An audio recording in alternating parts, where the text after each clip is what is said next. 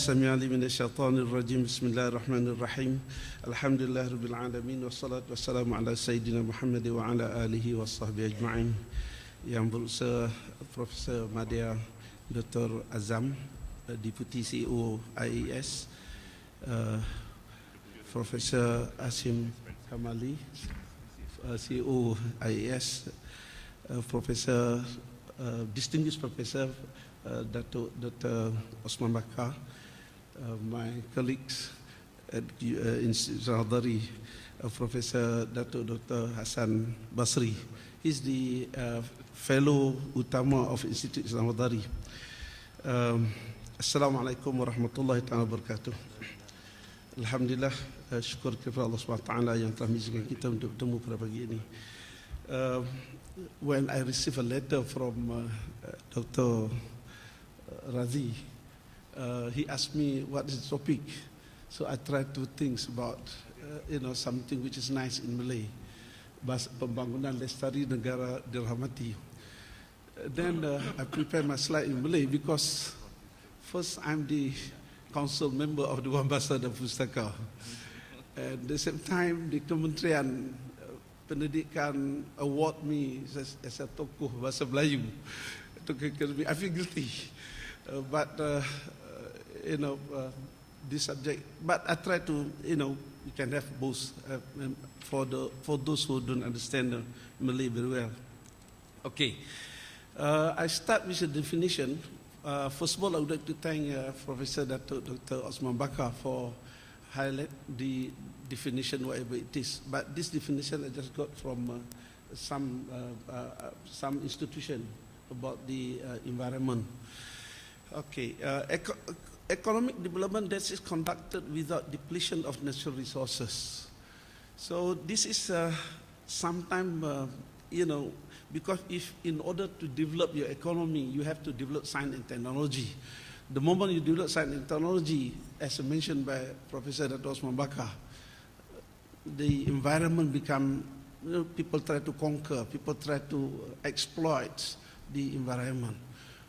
Year by year, people measure the development of a nation by, by GNP, by the growth. Of course, they tend to exploit more and more. So when the moment you say the economic development that is conducted without depletion of natural resources, how can you do that? Especially when you don't have the gods in your mind, as mentioned by Professor Osman Bakar, Tawhidics, whatever it is. I try to put in Malay. And then the sasaran, the aim is the economic development. So, apakah sasaran pembangunan ekonomi? What is the aim of the economic development? The capitalist people, they will say that, you have to measure by this GNP, whatever it is, by the growth. And when you start to do that, of course, the world become our target. And if you look at this definition from International Institute of Sustainable Development, they say that sustainable development is development that meet the need of present, without compromising the ability of the future generation to meet their own needs. Can it be done? Because, when you said the need, there is sky is the need. There is no limit for the need, for the one. People want everything. But there is a limited resources. The resources is limited. But the one of the people, the need of the people is limitless. So how you can meet that needs, at the same time you know that the resources is very limited. The third definition is by the Global Development Research Center in Germany. Sustainable development is maintaining a delicate balance between the human need to improve. Once again, the term is balance, not harmony. Between the human needs to improve lifestyle. Our lifestyle keep on changing every day, every time, every second. and feeling of well-being on one hand, and preserving natural resources and ecosystem on which we and future generations depend.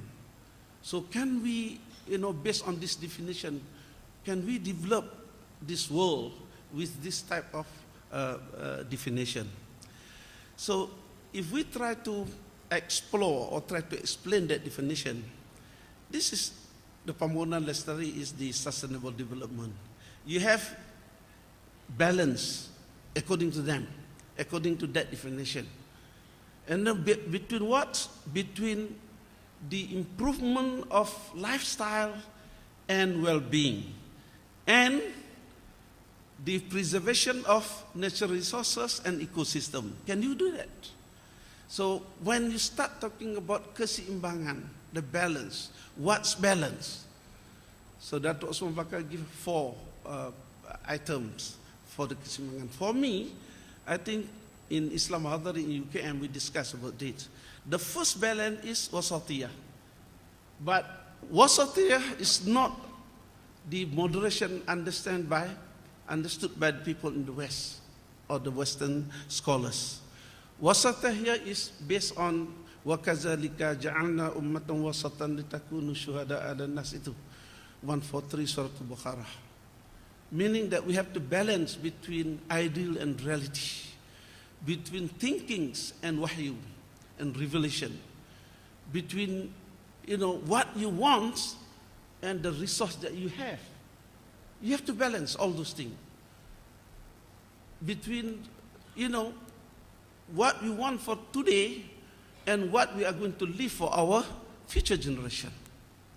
So the concept of satya must be understood in the context of this revelation.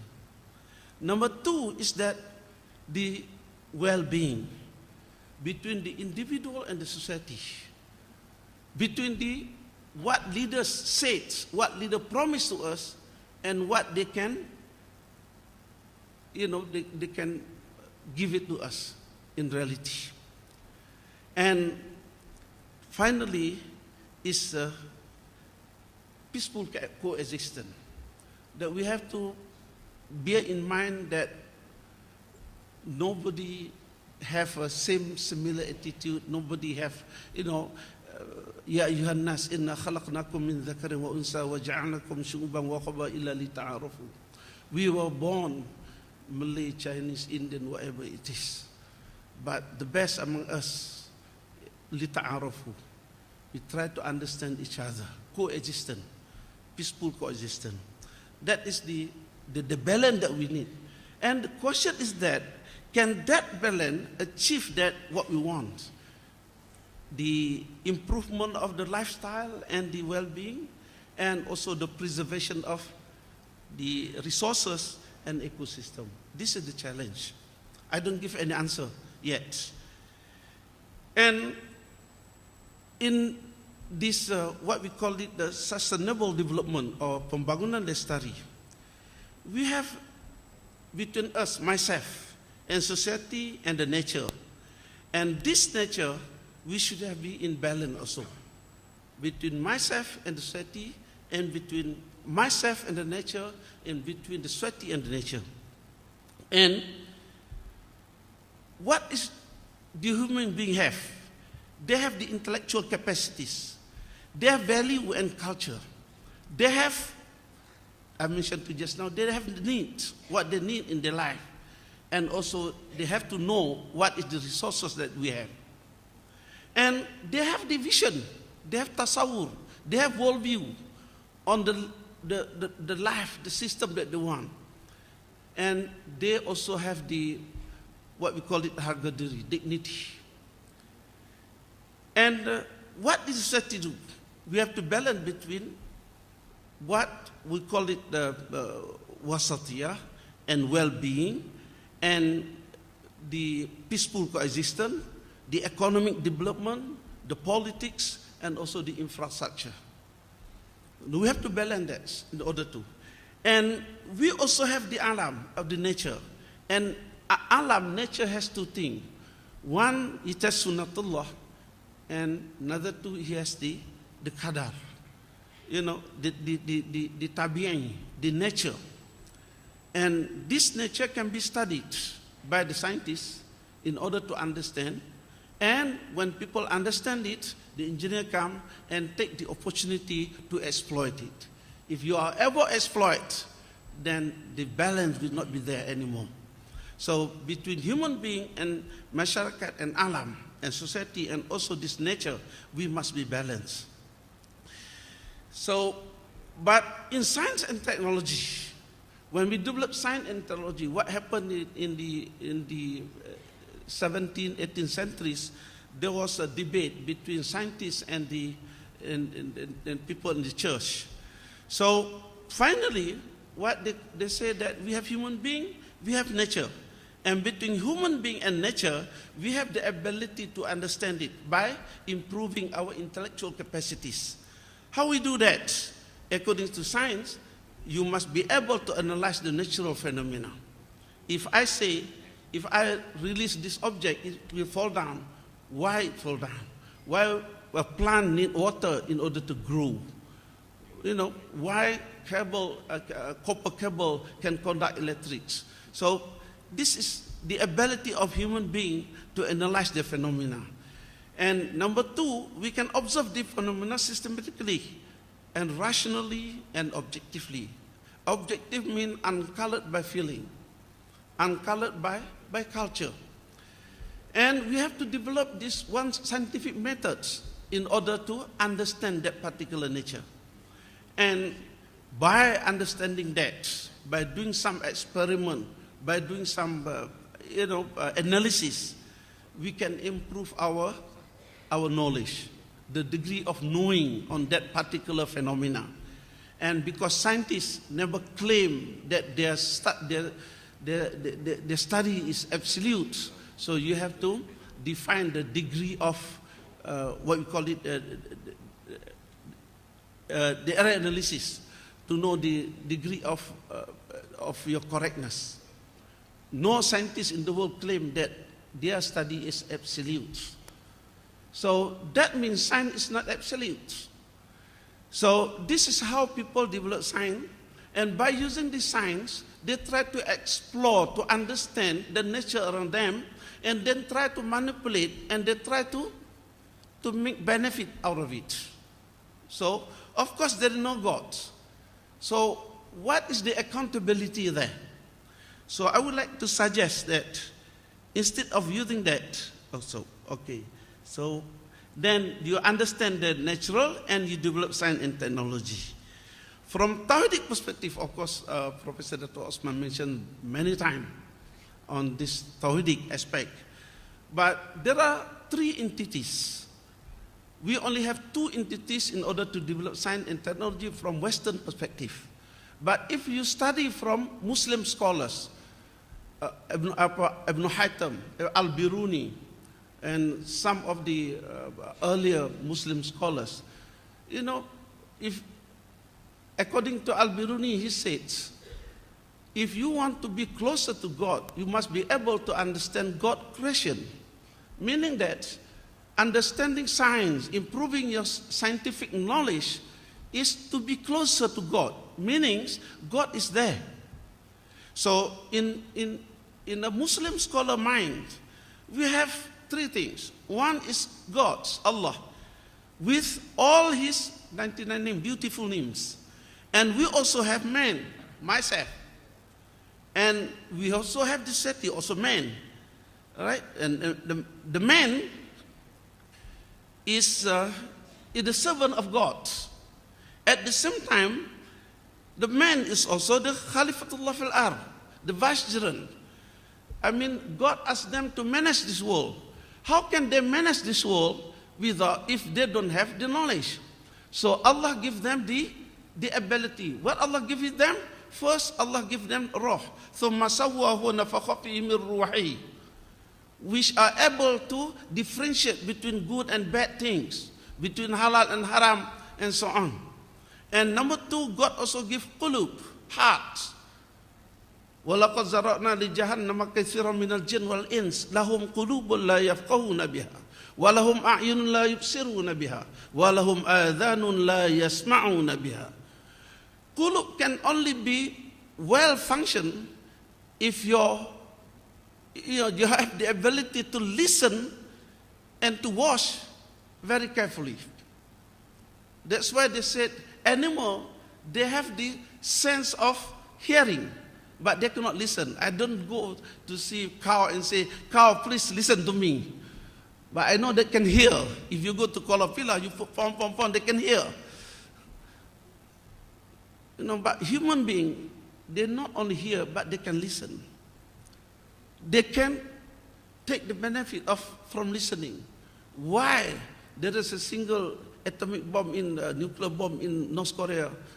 People make a very noise, and there's 200 nuclear weapon in Israel. The world keep quiet. And then we are Khalifatullah. At the same time, Allah asks us to manage this world. So therefore, we have to have a good akhlaq, the good conduct, the ethics. I don't want to wait, because in Islam we have adab and akhlaq. Ethic is not adab, because in ethic there is no God. In adab there is God. Adabani Rabbi fa'asana ta'dibi. In akhlaq there is God, because akhlaq comes from the word khaliq and makhluk. That means there is God exists in akhlaq. But God does not exist in ethic. That's why when they discuss about ethic, the role of God is not there. So, and between man and man, we have a duty to do it. And this alam or nature, and once again, they have fitrah, they have tabi'in, they have sunnatullah. And you are given the opportunity to understand this nature, to take the benefit of it. At the same time, you are responsible to the society. You are also responsible to God. So if you just improve from that bottom part, from here to here, you just forget God. This is what's happening. You try to exploit everything based on your needs. Because according to Abraham Maslow, you have needs, right, in your life. So you have to fulfill your needs. But if you try to fulfill your need without the guidance from God, then you got problem. So that's why when we say we are the servant of God, we know our responsibility as a servant of God. Why we are here. So, and we have the nature. This is what I call it the Pembangunan Lestari perspective Tauhidi. The sustainable development from Tauhidic perspective. Meaning, if you want to develop this world in a way that the equilibrium, the balance between man and gods, and man and nature, and man and the society, we have to go through this process. So, as a conclusion, I hope I can meet at 11 o'clock. So, Pembangunan Lestari di Provinsi Sarjana Barat melibatkan dua entiti. The development from Western scholars involve two entities, man and nature. But development from Islamic perspective or Muslim perspective involve three entities: God, man, and nature. And God is the ultimate entity that we are in for, because we are here because of God, and we will return back to God. We will ask by God what we have done here. Ad-dunya mazzatul akhirah. This dunya is a place where you cultivate your things in order to pick up in the akhirah. Pembangunan lestari hanya dapat dicapai sekiranya the sustainable development can only be achieved sekiranya manusia bertanggung jawab, if men are responsible to God, to society, and also to the nature. Dunia akan lebih selamat sekiranya pembangunan lestari menggunakan pendekatan wasatiyah. This world will become more the better place for us if we are keeping this concept wasatiyah, well-being, and peaceful coexistence in our way of life. Wallahu alam. Wassalamualaikum warahmatullahi taala wabarakatuh.